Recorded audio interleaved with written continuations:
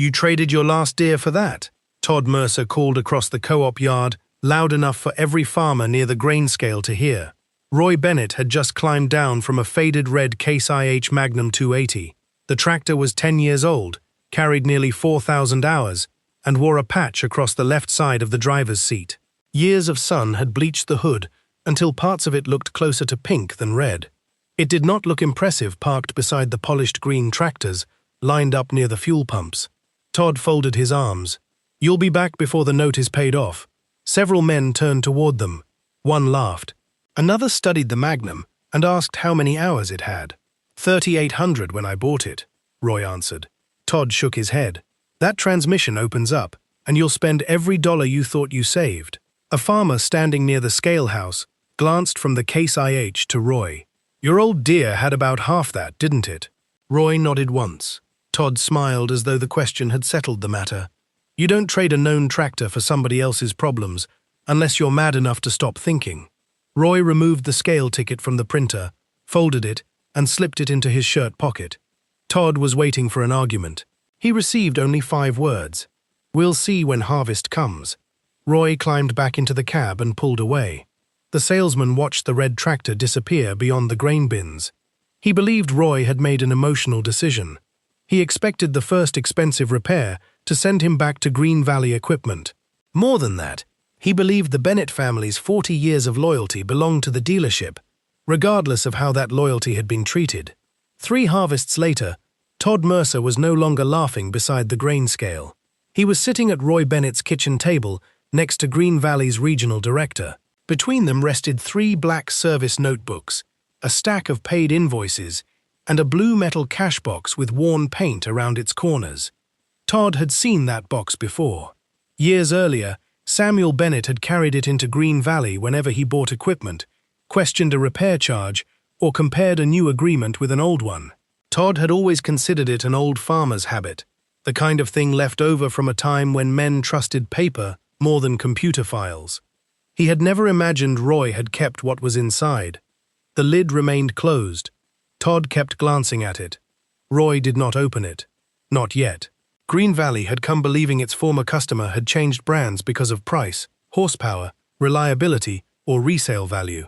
They were wrong about all 4.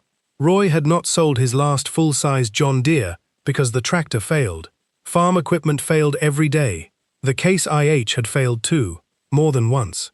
He had walked away because of what happened afterward, and because a written promise had suddenly stopped mattering once his father was no longer alive, to insist that it be honored. Before the meeting ended, Todd would see Samuel Bennett's initials again. He would read the promise beneath them twice, and when Roy finally explained why he had bought red, nobody at the table would be laughing. The Bennett farm sat 8 miles outside a small northern Iowa town, beyond a grain elevator, a Lutheran church, and a feed store that still sold coffee for 50 cents before sunrise. The family worked 640 acres. 410 were planted in corn. The rest went mostly to soybeans, with grass strips bordering waterways Samuel had always refused to plow. Some of the ground belonged to the family, some was rented. None of it made them wealthy enough to ignore a bad season. The machine shed had been built by Samuel, with help from 2 brothers and a neighbor who accepted half a butchered hog instead of cash. The structure leaned slightly east after decades of Iowa wind. Its sliding doors rattled during winter storms, and the concrete floor carried dark stains beneath the places where tractors had sat for years. For most of Roy's life, everything inside had been green. Samuel bought his first John Deere from Green Valley, when the business consisted of 1 metal building, 2 mechanics, and a service truck that needed ether to start in winter. Back then, the owner knew every farmer by name. He knew which men paid after harvest. He knew which families had a sick child, a failed well, or an operating note coming due. When a tractor stopped during planting, nobody asked whether the account was large enough to deserve attention. They sent whoever was available. Sometimes the mechanic arrived after dark. Sometimes he ate at the kitchen table while a hot part cooled enough to handle. Sometimes the bill waited until grain checks cleared. Samuel believed that kind of loyalty should move in both directions. So he kept buying Deere, a 2-cylinder tractor, then a larger row crop model, then a planter. Later came a used combine, a loader tractor, and eventually an 8285R that cost more than Samuel's first 80 acres. Every receipt went into the blue metal cash box in the farm office. Purchase agreements, repair invoices, cancelled checks, serial numbers, handwritten commitments. Roy used to tease him about it. "You planning to return something after 20 years?" Samuel would close the lid and say, "A man who remembers the agreement doesn't always remember the words. Paper does." He kept notes of his own as well, not because he distrusted everyone, but because he understood that owners changed, managers retired, memories faded, and the person who made a promise might not be present when keeping it became expensive. Roy did not fully appreciate that lesson until after his father was gone. By then, Green Valley equipment had changed. A regional chain purchased the business. The original owner retired. Service calls were routed through a central number. Managers moved from one location to another. Customer history lived inside digital records instead of in the memory of a mechanic who had once eaten at the farmer's table. The showroom grew larger. The signs became brighter. Account value, annual purchases, and the likelihood of the next trade began to matter more than the length of the relationship. The name outside still said Green Valley. The people inside no longer understood why the Bennett family had stayed for almost 40 years. Roy did. That was why leaving required more than a broken tractor. It required a broken promise. The first warning appeared during spring planting. Roy was pulling a field cultivator with the 8285R when a transmission control warning flashed across the display. Power dropped. Then the tractor refused to shift correctly under load. He shut it down, checked what he could, and called Green Valley. A technician named Mark Ellis arrived. Mark had known Samuel for years. He inspected the wiring, ran diagnostics, and found an intermittent fault in the drive control system. Over the next 2 days, Green Valley replaced a control module, part of the wiring harness, and a related sensor. The final invoice came to $14,618. Samuel was still alive then, though cancer had made it difficult for him to spend full days in the field. He sat beside Roy in the dealership office, while the service manager explained the repair. Samuel listened without interrupting. When the explanation ended, he placed one hand on the invoice. What happens if the same fault comes back? The manager reviewed the diagnostic report. The installed components carried limited coverage, but Samuel was not asking about some unrelated future failure. He wanted to know what Green Valley would do if the exact documented problem returned soon after the repair. The manager pulled the work order closer and wrote a note beneath the labor summary. The wording was specific. It did not promise unlimited free service. It did not guarantee the 8285R would never fail again. It identified the same drive control fault, placed a limit on additional operating hours, and required Green Valley to recheck the repaired system without charging the same labor twice. A second note addressed harvest support if the tractor remained out of service beyond the stated period. Samuel read each line carefully. Then he asked the manager to enter the commitment into the electronic service record. The manager typed it in, printed the authorization number beside his signature,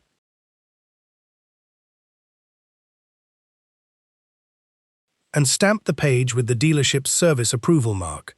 Samuel added his initials. Todd Mercer was standing at the sales counter when the blue box closed over the paperwork. He had sold equipment to the Bennett family before. He saw Samuel shake the manager's hand. He heard him say, "A written promise saves both men from having to argue later." Roy paid the invoice. The work order returned to the metal cash box. Samuel died the following winter. By the next harvest, the 8285R had accumulated fewer than 140 additional hours. Then, the same warning returned. The identical fault code appeared. Power dropped under load in the same way. Roy called Green Valley. Mark Ellis no longer worked there.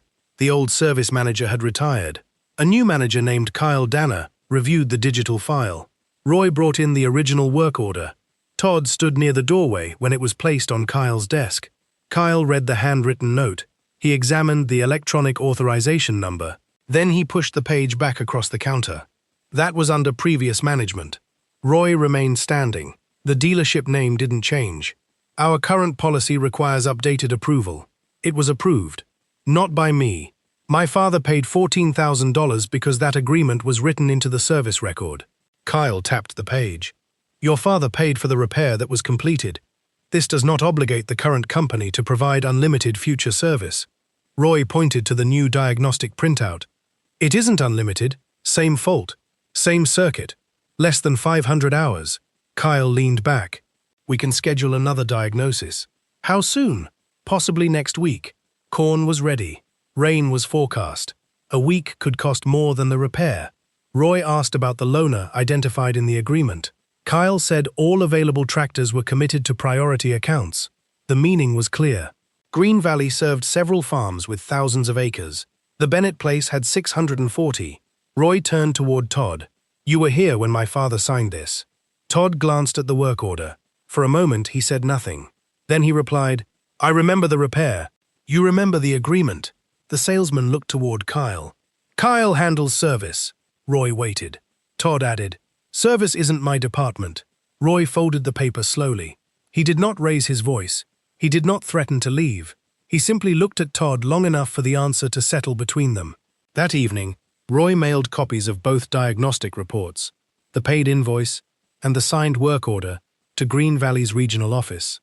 2 weeks later, the complaint was routed back to Kyle Danner, the same man who had already rejected it. No regional manager called. Todd did not follow up. Roy paid an independent mechanic to repair the wiring well enough to finish harvest. After the season, the 8285R was inspected again. The defective section was repaired properly. He paid the bill, disclosed the history to the buyer, and sold the last full-sized John Deere tractor on the Bennett farm.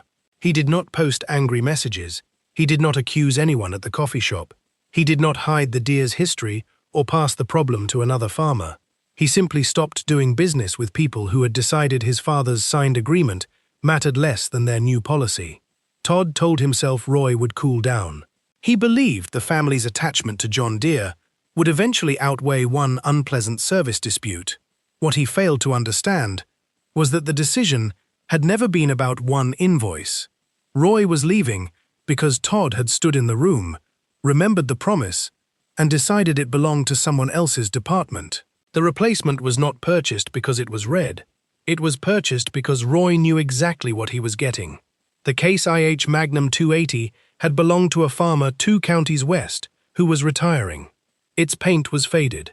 The left fender had been repainted after a minor accident involving a grain cart. The seat had been repaired. The hour meter showed almost 3,900, but the tractor came with maintenance records. Before making an offer, Roy asked Red River Equipment to inspect it. He requested an engine oil sample, a hydraulic oil sample, a scan of stored fault codes, a front axle inspection, a test of the hydraulic remotes. He asked when the transmission fluid had last been changed and whether the tractor had spent most of its life on heavy tillage or lighter grain cart work. He asked whether the previous owner warmed the transmission in winter. He checked drawbar wear. He examined the 3-point linkage. He listened to the engine cold, then again after it reached operating temperature. Ben Keller, Red River's owner, answered what he could. When he did not know something, he said so. Roy valued that more than a polished sales pitch. Ben walked around the Magnum with him. It's used, he said. Something will fail eventually. Roy looked at him. Most salesmen did not begin there. Ben continued. What matters is whether we understand what failed, whether the part exists, and whether somebody picks up the phone. Roy asked what Red River stocked during harvest. Ben showed him shelves of common hoses, sensors, fittings, filters, belts, and electrical components. He explained the after-hours service rotation. He pointed out the territory they tried to cover during planting and harvest. He did not promise same-day repair for every problem. He did promise an honest answer. Roy bought the Magnum. When Todd heard, he called. You sold the 8285R? Yes. And bought a used case? Yes. Todd waited for an explanation. None came. Your father would never have parked red iron in that shed. That sentence stayed with Roy longer than the joke at the co-op. It sounded as though Todd believed he understood Samuel better than Samuel's own son did. Roy looked toward the metal box on the office shelf. My father cared more about a man's word than the paint on his hood. Todd laughed lightly. We'll talk after you've owned it a while. Roy ended the call. A few weeks later, the two men met at the co-op. That was where Todd made sure the entire yard heard his prediction. The first insult had focused on the age of the Magnum. The second had mocked the risk of buying used. The third had turned Samuel Bennett's memory into a weapon. Roy allowed him to speak. There was no reason to defend a tractor before it had completed a day's work. There was even less reason to explain the change to a man who had been standing there when it became necessary. The Case IH did not begin its life on the Bennett farm as a miracle machine. During the first week, a vibration appeared near the exhaust shield. A loose bracket allowed the metal to chatter at certain engine speeds. Roy replaced 2 bolts and a rubber isolator. The repair took less than an hour. Todd heard about it through another farmer. "Starting already," he said at the feed store. The story changed each time it traveled. By the time it reached the co-op, some men believed the Magnum had already suffered an engine problem. Roy did not correct every rumor. He knew the difference between a loose bracket and engine trouble. So did the tractor. By harvest, a few farmers were quietly waiting for a larger failure. Roy was waiting too, not because he wanted one, but because a lifetime around machinery had taught him that every piece of equipment eventually demanded something. The real test came afterward. The Magnum pulled the grain cart, handled a vertical tillage tool, and occasionally moved grain when one of the trucks was in the shop. Roy began a service notebook. On the first page, he wrote 4 categories: machine hours, problem, dealer response, actual field delay. Ellen added a 5th: cost. Every gallon of diesel, every filter, every repair, and every hour of lost fieldwork went into the record. The purpose was not to attack John Deere. It was to prevent emotion from rewriting memory. The first real failure came near the middle of corn harvest. Hydraulic oil appeared along one remote hose. The leak was still small, but it was growing. Roy shut down before the line burst. At 5:40 in the evening, he called Red River. Ben answered.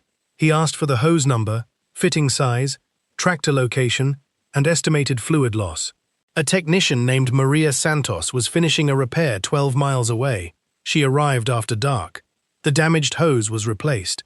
The neighboring lines were inspected. Maria found a clamp that had allowed the failed hose to rub, so she repositioned it before installing the new line. The Magnum returned to work before midnight. Total delay, 3 hours and 47 minutes. The price was ordinary for an after-hours hose repair. Both figures went into the notebook. No declaration was written beneath them. No claim that red had defeated green. Only a hose, a phone call, a technician, and 3 hours and 47 minutes. At the end of harvest, Caleb Bennett looked through the pages. Caleb was 26 and still deciding whether the farm offered a future large enough to justify staying. He preferred newer equipment. Warranties, financing packages, and replacing tractors before they became unpredictable made sense to him. "You got lucky," he said. "It was only a hose." Roy closed the notebook. "That isn't the point." "What is?" "The hose failed at supper time. Somebody still picked up. A bigger problem could have gone differently." "It could. So one service call doesn't prove anything." Roy nodded. "No. That's why we keep writing. Some lessons required more than one season." That winter, Ellen searched the blue cash box for the registration papers on an older grain truck. The 8285R work order appeared beneath several paid invoices. Samuel's initials were still visible. So was the approval stamp. The full wording remained hidden beneath the fold. Ellen placed it on the kitchen table without opening it completely. "You should have taken this higher," she said. "I did. You mailed it, with both diagnostic reports. And? They sent it back to Kyle, the same man who refused it." Roy nodded. "No one else called?" "No." Ellen looked at the folded paper. "He trusted them. So did I. Why keep it now?" Roy ran one thumb along the worn edge. "Because someday Caleb will think I changed brands over one bill. And you want him to know better. I want him to understand that equipment wears out. Trust doesn't have to." Ellen glanced toward the office. "What about Todd?" He saw the paper. He knew what it said. He was there when Dad signed it. And when Kyle refused it. "Yes." "What did he say?" "Service wasn't his department." Her expression tightened. Roy returned the work order to the box. The lid closed with a dull metallic click. He did not know that 3 years later he would open it in front of Todd Mercer. He did not know a regional director would ask to read the exact wording. He only knew his father had once said, "Paper remembered the words." The cash box had become more than storage. It held the difference between what Green Valley later claimed and what Green Valley had agreed to do. The second season tested the Magnum in another way. During spring fieldwork, the hitch control system began sending an inconsistent position reading. The tractor remained drivable, but implement control became unreliable. Roy called Red River. The required sensor was not available locally. Ben located one at another branch. It arrived the next morning. Maria installed it, then traced the original fault to a wire rubbing against a bracket. Replacing the sensor alone might have allowed the problem to return. She repaired the damaged wire, added protective covering, and adjusted the harness. Most of one working day was lost. The hours went into the notebook. So did the fact that Maria had found the cause, rather than simply replacing the part indicated by the fault code. The repair was not free. The Magnum was not protected by some imaginary shield because Roy liked the people behind it. He paid the invoice. By the second harvest, Caleb had started keeping records with him. Together they created 3 columns on a large sheet inside the farm office. Machine problem. Dealer response. Crop delay. The distinction mattered. A costly failure could create little crop loss if parts and labor arrived quickly. A smaller issue could become disastrous if the tractor waited 6 days in a service queue. Caleb added repair expenses. Roy added weather conditions. Ellen included whether the delay affected a grain delivery commitment. Their notes became more detailed. The notebook was no longer Roy's private habit. It had become part of the farm's management system. Caleb began to understand. The danger was not merely the price of a failed component. It was the timing. It was whether a farmer received an honest estimate. It was whether a promised morning service call arrived 2 days later. It was whether someone prepared a backup before the rain began. Across the county, complaints about Green Valley's response time were increasing. The regional chain had centralized dispatch. Local employees had less authority to move loaners or prioritize repairs. Large accounts received the fastest attention because losing one could mean millions of dollars in future sales. Smaller operations waited. A former Green Valley mechanic warned Todd that customers were not angry about the tractors. They were angry because nobody called back. Todd dismissed the concern. When trade season comes, they'll remember what holds value. The mechanic shook his head. They remember who showed up too. Todd believed farmers might complain, but they would return to the same color. He believed resale value would repair whatever damage poor service had caused. He believed loyalty belonged to Green Valley. Roy believed it had to be earned every season. The weather forecast changed on a Monday afternoon during the third harvest. A large system was moving in faster than expected. Heavy rain was predicted by the weekend. Some fields were ready. Others needed another day.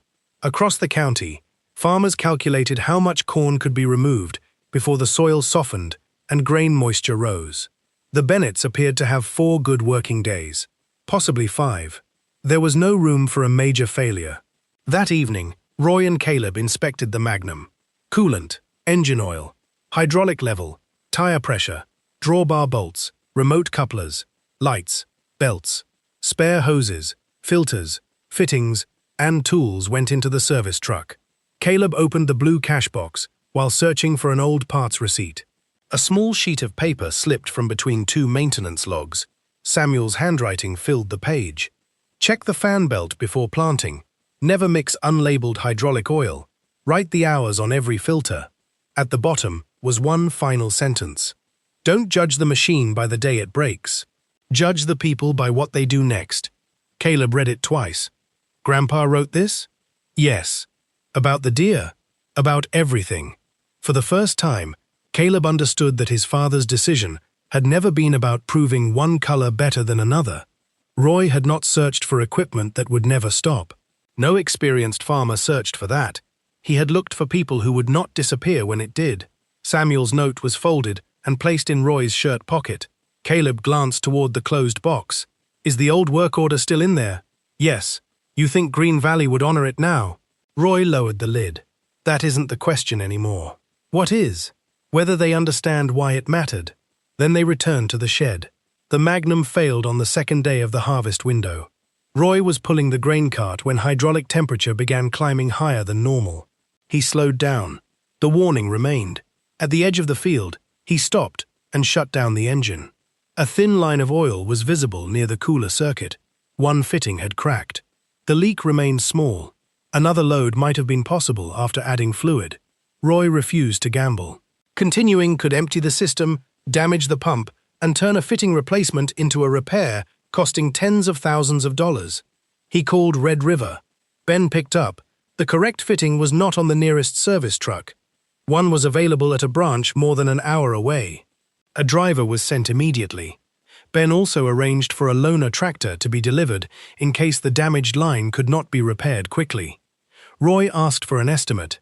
Ben did not make a promise he could not guarantee. Maria should reach you within 40 minutes. The fitting will be behind her. I'm sending the loaner now so we don't lose another hour if the line is damaged. Roy wrote the time of the call on the back of his glove with a pen. While he waited, a Green Valley pickup slowed on the county road. Todd Mercer was visiting one of the dealership's largest customers nearby. He saw the red Magnum sitting beside the grain cart and turned into the field entrance. The salesman stepped out. He looked at the oil, then at Roy. 3 years, he said. Took longer than I expected. Caleb stood beside the service truck. Roy remained silent. Todd walked closer. Hydraulics? Fitting near the cooler line. Todd nodded, as though the scene confirmed every prediction he had made at the co-op. The old transmission finally giving you trouble? No. Ready to come back to green? Roy looked toward the road. A Red River service truck was approaching. Behind it came another employee hauling a tractor on a trailer. Roy turned back. It broke. Todd smiled. Roy continued. They came. The smile weakened. Maria climbed from the service truck. The driver behind her began loosening the chains on the loaner. Todd watched the crew move without needing Roy to explain the urgency. Maria inspected the fitting and line. The crack had not damaged the pump. The replacement part had not yet arrived, so she prepared the connection, checked the cooler line, and confirmed the required size. The loaner remained on the trailer, ready to be unloaded. Todd stared at it. They brought that before they knew whether you needed it. Roy nodded. They knew the weather was coming. The fitting arrived minutes later. Maria installed it, replaced the lost fluid, checked pressure, and ran the hydraulic system until it reached operating temperature. Before sunset, the Magnum was pulling the grain cart again. The backup tractor returned to Red River unused. Roy entered the failure in the notebook. Problem: cracked hydraulic fitting. Response: immediate dispatch. Correct part sourced. Backup tractor delivered. Actual crop delay: 6 hours and 12 minutes. Cost: part, labor, fluid, and mileage. The repair was real. So was the bill. Nothing had been free. Nothing had been magical. But the grain was moving again before dark. The Bennetts finished most of their corn before the rain. Several Green Valley customers did not because their green tractors were inferior. Some suffered only minor sensor or hose problems. But too many machines were waiting behind too few technicians, and too many farmers could not obtain a clear estimate. One waited nearly 2 days for a return call. Another was told a technician was coming, only to discover the assignment had been redirected to a larger account. For the first time, Todd began hearing Roy's name from customers who had never met him. They were not asking whether Case IH was better. They wanted to know why Bennett's used tractor had returned to the field the same day. Todd remembered the exchange beside the oil leak. It broke. They came. The words followed him back to the dealership. After harvest, Green Valley's regional director, Dana Brooks, reviewed the company's customer losses. Several established farms had shifted purchases elsewhere. Some had moved to Case IH. Some relied more heavily on independent service shops. Others had postponed upgrades because they no longer trusted Green Valley to support additional equipment. Roy Bennett's name appeared near the top of the list. The family had purchased tractors, parts, and implements from Green Valley for almost 40 years. Dana asked Todd to arrange a meeting. Roy refused to visit the showroom. If they want to understand why I left, they can come to the farm. Dana agreed. She and Todd arrived on a grey afternoon. Ellen served coffee. Caleb sat near the end of the kitchen table. Through the window, the Case IH was visible beside the machine shed. The blue cash box rested near Roy's right hand. Todd looked at it before he looked at the notebooks. Dana opened a folder. "We appreciate your family's history with Green Valley." Roy said nothing. "I'm trying to understand what caused you to move your business. Was it price? No. Financing? No. Resale value? No. Was the Case IH more dependable? Roy glanced at the 3 black notebooks stacked beside him. It had problems. Todd shifted in his chair. The first notebook was placed on the table, then the second, then the third. Roy opened them to marked pages. Loose exhaust bracket, hydraulic hose, hitch sensor, damaged wire, cracked fitting. Each entry showed operating hours, cost, response time, and actual delay to farm work.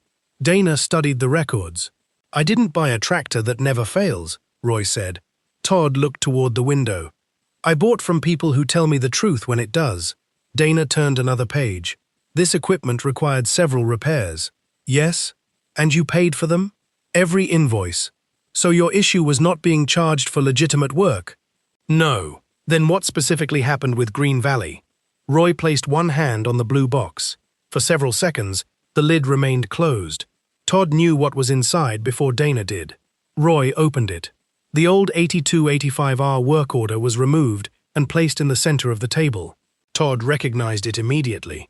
Dana read the invoice total, $14,618. She saw Samuel Bennett's initials, the former manager's signature, the service authorization number, the approval stamp. Then, she unfolded the lower section and read the full commitment. If the same documented drive control fault returned within 500 additional operating hours, Green Valley would recheck the related repair without charging the same labor again. If the tractor remained out of service beyond 72 hours during harvest, the dealership would make a reasonable effort to provide a loaner. The agreement did not erase every future bill. It did not cover unrelated failures. It was limited, specific, entered into the dealership's electronic system, and signed. Dana looked at the page. Who wrote this? The service manager before the acquisition. And these initials? My father's. She examined the authorization number. This was entered into the service record? Roy slid a printed copy of the old electronic entry across the table. Yes. Dana compared it with the handwritten version. Then she opened the later diagnostic report. The same fault returned after 140 hours. Yes.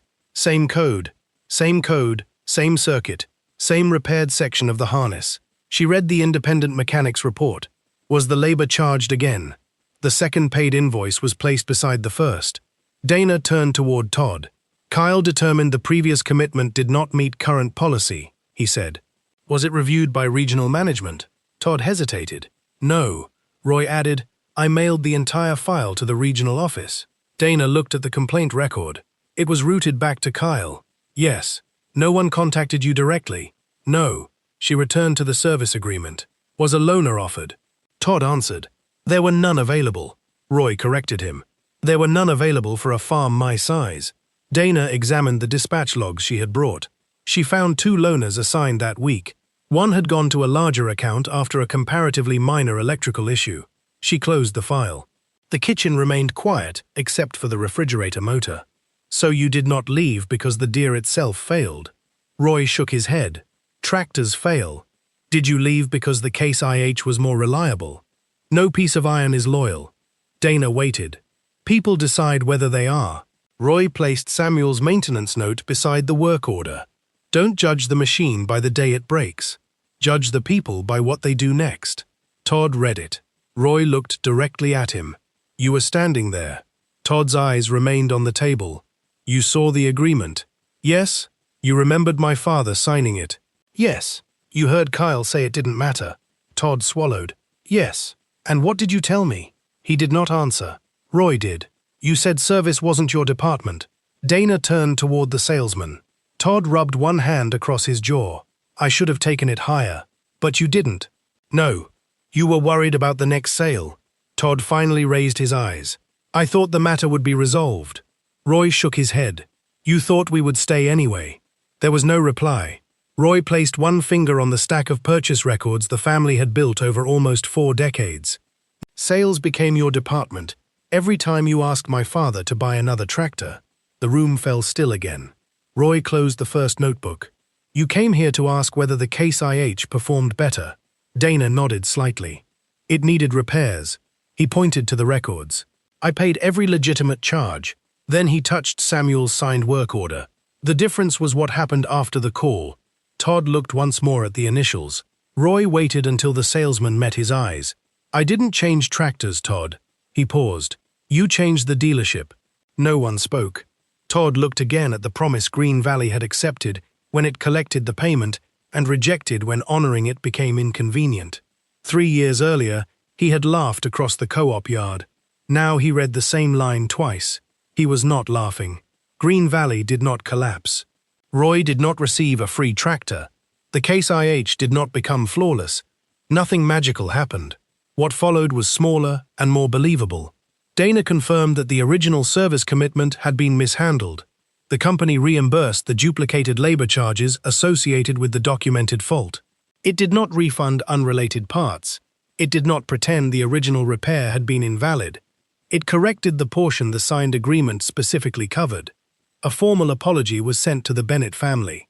Dana ordered a review of handwritten and electronic commitments created before the acquisition. Managers could no longer reject an approved note merely because it belonged to previous leadership. Any signed promise connected to a paid invoice had to be reviewed by regional management before denial. The harvest loaner process was changed as well. Loaners remained limited. Not every customer could receive one, but account size could no longer be the sole factor. Crop urgency, repair history, available alternatives, and written commitments had to be considered. Service dispatchers were also required to give farmers honest estimates. If a technician could not arrive that day, the customer had to be told. An accurate delay was better than a false promise that prevented someone from finding another solution. Several days later, Todd called Roy. He did not begin with a sales offer. "I was wrong." Roy remained quiet. "I thought you were angry about a tractor. I didn't understand what we had done." "You were there." "I was." "You heard Kyle." "I did." "And you said service wasn't your department." Todd exhaled. "Yes." Roy looked toward the machine shed. "Sales becomes your department when you want the next sale." Todd accepted the sentence. "I'm sorry about the co-op, and about bringing your father into it." Roy waited. "Samuel deserved better than that," Todd continued. "He deserved the agreement you gave him." "Yes. And the other farmers deserve an answer when they call." "Yes." Roy glanced through the office window at the Magnum.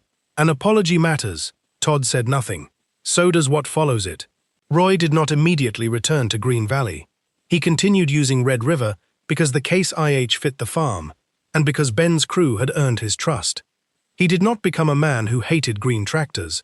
An older Deere loader remained in the shed. He still respected the mechanics who had helped Samuel. He still believed John Deere built equipment capable of honest work. He understood the difference between a tractor, a brand, and the people representing it. Todd eventually began calling smaller customers back personally. He stopped joking about the color parked in their sheds. When a service complaint reached him, he no longer claimed it belonged to another department. He walked the problem to someone who could act on it. During the following harvest, he helped arrange a loaner for a 400-acre farmer whose tractor suffered an electrical failure before rain. The account was not among Green Valley's largest. Todd arranged it anyway. Roy heard about the decision through the feed store. He did not call to congratulate him. He wrote one sentence in the margin of his notebook. Maybe he listened. Whether the changes lasted would be proven over years, not during one meeting. Roy knew that.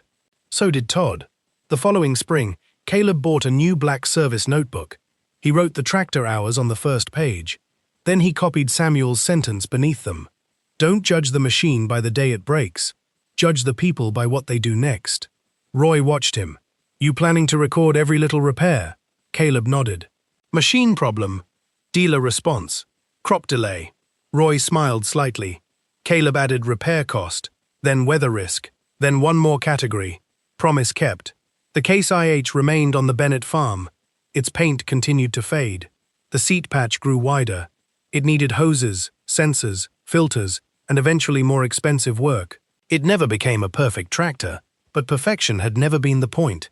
3 generations of Bennett men had learned different parts of the same lesson. Samuel taught Roy to keep the paper. Roy taught Caleb to measure a promise by what happened when keeping it became difficult. Caleb learned that loyalty was not printed on the side of a hood. It was built in phone calls returned after dark, in parts driven across counties, in a backup tractor placed on a trailer before anyone knew whether it would be needed, in a salesman willing to help after the sale was complete. and in agreements honored after the man who signed them was no longer alive to insist on it. One afternoon, Caleb asked whether his father would ever buy another John Deere. Roy looked across the yard toward the older Deere loader and the faded Case IH. Maybe. Caleb seemed surprised. After everything that happened? Roy nodded toward the notebooks. The color wasn't the lesson. What was? Watch what people do next. Todd Mercer had laughed because he believed Roy would eventually miss the green paint. What he never understood was that the Bennett family had not been loyal to paint. They had been loyal to people. And when those people stopped acting like the ones Samuel had trusted, Roy did what quiet farmers had always done. He remembered. He preserved the proof. He allowed the tractor to be tested. He allowed the new dealer to be tested. He waited through 3 harvests. And when Green Valley finally came asking why, he did not give them anger. He gave them records. He gave them their own promise. And he gave them an opportunity to become worthy of the loyalty they once believed they owned. A tractor earns its place by working the ground. A dealership earns its place by standing behind its word when the tractor cannot.